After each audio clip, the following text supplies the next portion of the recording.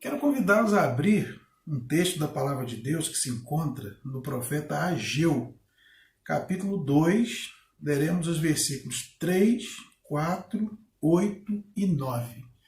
Profeta Ageu, capítulo 2, versículos 3, 4, 8 e 9. Diz assim: Quem dentre vós que tenha sobrevivido contemplou esta casa na sua primeira glória? E como a vedes agora? Não é ela como nada aos vossos olhos? Ora, pois, sê forte, Zorobabel, diz o Senhor, e sê forte, Josué, filho de Josadaque, sumo sacerdote. E tu, todo o povo da terra, sê forte, diz o Senhor, e trabalhai, porque eu sou convosco, diz o Senhor dos exércitos. Minha é a prata, meu é o ouro, diz o Senhor dos exércitos. A glória desta última casa será maior do que a da primeira, diz o Senhor dos exércitos, e neste lugar darei a paz, diz o Senhor dos exércitos. O pano de fundo para esse texto que nós lemos é o retorno do cativeiro babilônico do povo de Israel. Nós conhecemos a história, né? O povo de Israel se rebelou muito contra Deus. Deus enviou diversos profetas para avisar, para chamar o povo ao arrependimento, para fazer com que o povo mudasse o seu caminho, mas não adiantou, né? A gente vê Jeremias pregou 40 anos, ninguém ouviu. Vários e vários profetas, chamados pré-cativeiros. Deus enviou esses homens. Eles andavam por todo Israel conclamando o arrependimento e dizendo: olha, nesse caminho que vocês estão levando vai levar vocês para a perdição. Então o povo não ouviu e aconteceu isso. O reino do norte, que era chamado de Israel, a capital Samaria, foi conquistado pelo Império Assírio e eles foram espalhados por toda parte. E o povo assírio colocou nações estrangeiras para morar ali em Israel. E isso causou problema entre os samaritanos e os judeus por muito tempo, né? Porque os samaritanos passaram a ser uma raça mista e os judeus não aceitavam isso. E o Reino do Sul, chamado Judá, capital Jerusalém, foi conquistada pelos babilônicos. E eles foram levados cativos para a Babilônia, onde ficaram por 70 anos. Mesmo no cativeiro, Deus não esqueceu do seu povo. Porque Deus não esquece do seu povo na hora da crise, né? Mesmo quando a crise vem por culpa nossa mesmo. Haviam também os profetas intercativeiro, eles pregavam ao povo durante o período do cativeiro. Um dos exemplos é o profeta Daniel, né? E nós vimos o que Deus fez ali. Daniel e seus amigos, Sadraque, Mesaque e Abednego, foram honrados por Deus na Babilônia, exerciam cargos de confiança do rei, e provaram ali os milagres de Deus. Quem não conhece a história de Daniel na cova dos leões, onde Deus fechou a boca daqueles animais e eles não devoraram a Daniel. Quem não conhece a história dos 3 amigos na fornalha, eles foram julgados vivos dentro de uma fornalha aquecida 7 vezes mais do que o de costume, e a Bíblia diz que eles não tiveram nem os cabelos do braço chamuscados, nem cheiro de fumaça havia neles. Tudo isso está escrito no livro do profeta Daniel. Vemos também Neemias, que era o copeiro do rei, cargo de altíssima confiança, o copeiro que experimentava, né, a comida, a bebida, para proteger o rei de um possível envenenamento. Temos a história de Esther, né, que era uma judia que foi elevada ao posto de rainha da Pérsia. Então, mesmo no cativeiro, Deus olhou para o seu povo, livrou o povo, poupou o povo, e quando chegou o tempo em que a disciplina estava completa, Deus toca no coração do rei Ciro.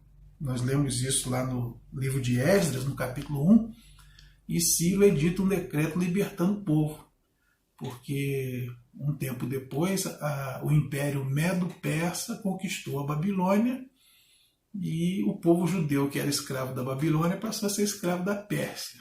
E o rei, depois de um tempo, resolveu libertar esse povo, e o povo então retorna para a sua terra, retorna para Israel. Neemias vai primeiro, reconstrói os muros, depois nós vemos a chegada de Esdras, de Zorobabel, e começam a construir o templo, as casas, e assim o povo volta à terra que era a terra da sua promessa. E esse é o contexto que nós encontramos aqui do profeta Ageu. O profeta Ageu é chamado um profeta pós-cativeiro. Ele, Zacarias, Malaquias, foram os homens que Deus mandou para motivar o povo a reconstruir. O povo deu uma patinada, né, quando voltaram. Eles, ao invés de priorizar a construção do templo, que era a casa de Deus, eles começaram a construir suas próprias casas. Isso está registrado aí no capítulo 1 de Ageu, e Deus exorta o povo, né, que as prioridades estavam erradas.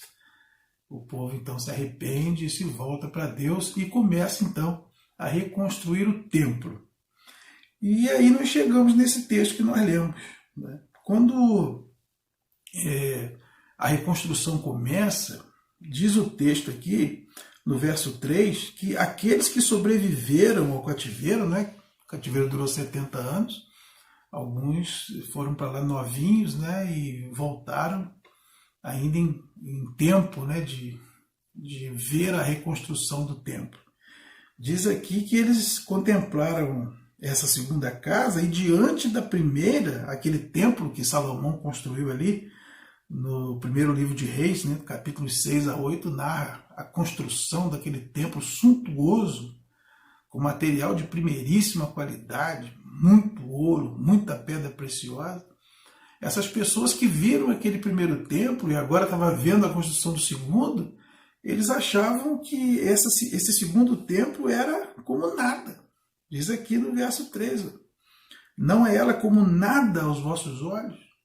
Esdras também, lá no capítulo 3, versículo 12, ele diz que os antigos, quando viram o lançamento do fundamento do novo templo, eles começaram a chorar, porque eles viram que não se comparava com aquilo que havia antes. Aí Deus veio dar essa palavra tremenda. Olha, vocês precisam ser fortes, tanto Zorobabel, como Josué, o sacerdote, e todo o povo. Vocês têm que ser fortes, trabalhar, porque eu sou convosco. E ele diz, a glória dessa última casa será maior do que a da primeira. O que Deus estava dizendo ao povo? Depois dessa crise toda que vocês passaram, vocês podem ser ainda melhores. Esse é um grande desafio para nós, né? Quando nós estamos diante de uma situação assim, de retomada, nós às vezes somos tomados, né, por uma espécie de saudosismo e nós ficamos olhando para trás, aqueles bons e velhos tempos, né, onde eu tinha mais saúde, eu tinha mais dinheiro. A gente, ao invés de olhar para frente, trabalhar, confiar em Deus, a gente fica olhando para trás. Dizem que crise é quando o velho passou e o novo ainda não chegou. Esse é o significado de crise. Esse hiato aí entre o fim do velho e o início do novo deixa todo mundo baratinado mesmo. O que vai ser, como é que vai ser, mas não tem jeito. A crise, ela é uma oportunidade, né? Na hora da crise, muitos aproveitam para crescer e serem melhores do que antes. Mas, infelizmente, muitos sucumbem. Interessante que nesse texto de Esdras 3,12, enquanto os velhos, né, aqueles que eram saudosistas, que tinham visto o primeiro templo, né, na sua glória, estavam chorando, os jovens estavam rindo. Os jovens não tinham visto, né? Então, para eles estava muito bom. A reconstrução do templo, do modo como estava sendo feito, estava ótimo. Eles não conheciam o outro, mas os velhos choravam. E na crise nós presenciamos coisas assim. Tem gente rindo e tem gente chorando, né? Dizem que enquanto alguns estão chorando, outros estão ganhando dinheiro vendendo lencinho, né? Há uma história que certa empresa de sapato mandou 2 vendedores para a Índia. Eles queriam ampliar aí a produção de sapato, né? E passado algum tempo, um dos vendedores ligou e disse, ó, pode suspender a produção de sapato. Aqui ninguém usa calçado. E no dia seguinte, o segundo vendedor ligou e disse, olha, pode dobrar a produção de sapato, que aqui ninguém usa calçado. Olha só. Enquanto um enxergou motivo de dificuldade, obstáculo, problema, o outro enxergou oportunidade. Queridos, nós podemos ser melhores depois dessa crise. É claro que o povo, se pudesse escolher, preferiria que o primeiro templo não tivesse sido derrubado. Mas aconteceu. Quando o povo volta do cativeiro, o cenário era de terra arrasada. Os muros caídos, a cidade queimada, o templo derrubado, as casas, não sobrou nada. Cumpriu-se o que o profeta disse, né, que Jerusalém viraria um covil de chacais. E eles, quando voltam do cativeiro, encontram aquele cenário de horror. E eles tinham duas opções, né? Voltar para o cativeiro, desistir de tudo ou reconstruir. E nós vemos no livro de Neemias, e nós vemos no livro de Esdras, nós vemos aqui em Ageu, o povo opta por reconstruir. E Deus diz, se vocês trabalharem, se vocês ficarem firmes, eu estarei com vocês. E a glória da segunda casa será maior que a da primeira. Deus está convidando o seu povo a não olhar apenas para as circunstâncias. Talvez o povo olhasse agora essa segunda casa, se fosse comparar com aquele primeiro templo, seria um barracão. Com certeza, eles voltando do cativeiro, voltaram mais pobres, voltaram sem recursos, voltaram sem ferramentas, sem material de construção. O templo que eles construíram, o segundo, certamente não se compararia mesmo com o primeiro, né? Quando o reino estava no apogeu sob o reinado de Salomão. Mas Deus disse, olha, você não tem que olhar o exterior da casa. Eu estou dizendo que a minha glória nessa casa será maior que a da primeira. Então, às vezes, nós temos cenários assim, né? Talvez você, com um salário menor, mas com a ação de Deus na tua vida, você vai fazer muito mais do que você fazia com o seu anterior. Talvez você, com uma empresa menor, você seja mais útil nas mãos de Deus do que com a outra maior. Nós não podemos nos deixar enganar pelo que os nossos olhos veem.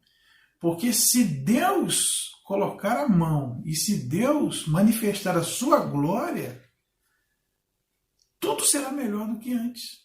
E o nosso Deus, ele tem recursos ilimitados. Está escrito aqui no verso 8, minha é a prata e meu é o ouro. Então não se preocupe de oferecer para Deus um templo cheio de ouro.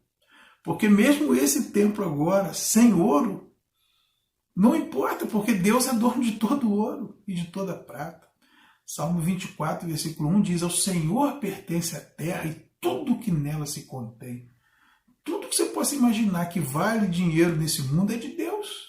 Ele que criou. E ele que governa.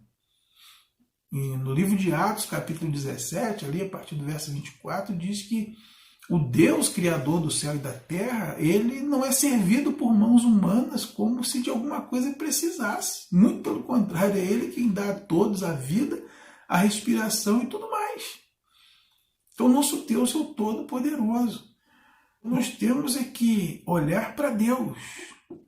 Ainda que o cenário que nós contemplamos seja ruim, seja de horror, seja de perda, seja de prejuízo, nós precisamos entender. Todos os recursos que nós precisamos estão nas mãos do Senhor. E Ele já prometeu que estaria conosco e que supriria em Cristo cada uma das nossas necessidades. Então a única coisa que eu preciso me preocupar é colocar minha vida nas mãos desse Deus e deixar que a glória dele encha a minha vida. Porque se a glória dele encher a minha vida, não importa o quão grande tenha sido o meu prejuízo, eu terei sempre aquilo que eu preciso.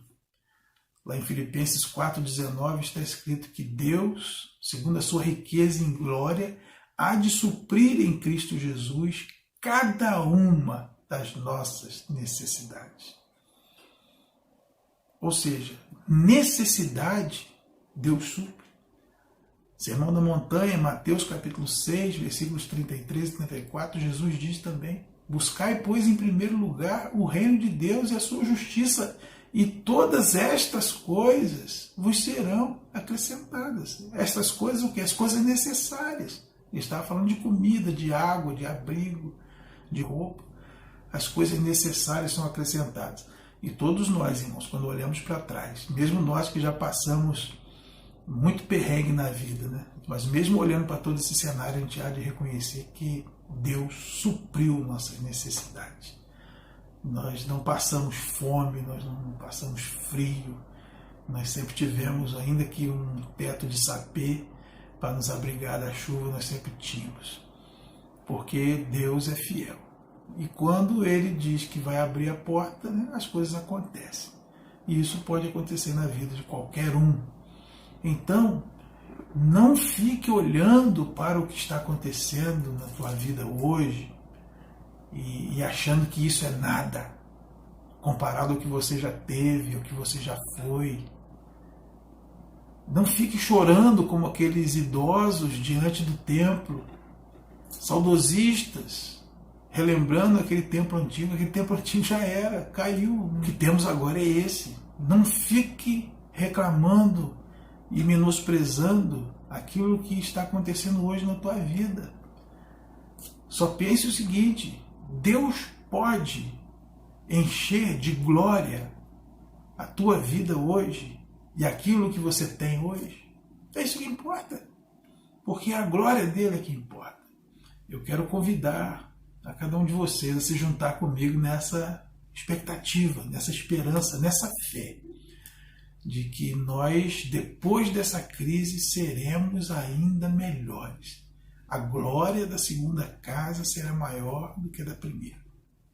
Nós seremos pessoas melhores. Nós seremos cidadãos melhores, colegas de trabalho melhores, vizinhos melhores. Seremos crentes melhores. Teremos famílias melhores. Seremos pais melhores, mães melhores, filhos melhores, irmãos melhores. A nossa igreja precisa ser uma igreja melhor. Nós vamos evangelizar mais e melhor.